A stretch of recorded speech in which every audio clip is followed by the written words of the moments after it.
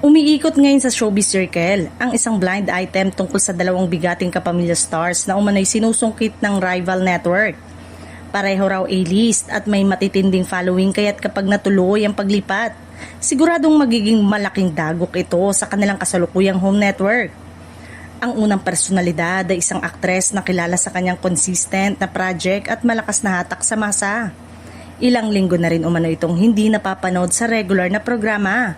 Dahilan para magtanong ang fans kung bakit may nilulutong bagong hakbang sa kanyang karir. Samantala, ang ikalawang personalidad naman ay isang male star na matagal nang napatunayan ang kanyang box office at TV appeal.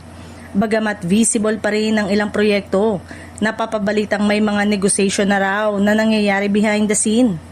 Ayon sa source, hindi lang basta offer ang nakalatag kundi isang package deal na may kasamang major project, mas malaking talent fee at creative control na bihirang ibigay sa mga artista.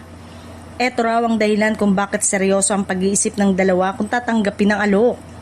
May ilang mga netizen naman na nagsasabing baka ito na ang simula ng panibagong wave ng paglipat ng mga artista. Lalo na ngayong mas bukas na ang industriya sa collaboration at streaming platform. Hindi rin naman daw imposibleng mag-cross ang network ang mga big star.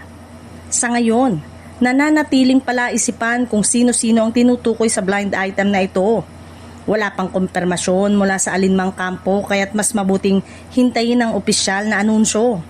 Pero isang bagay ang malinaw, kapag nabunyag ang mga pangalan tiyak na yayanig na naman ang mundo ng showbiz.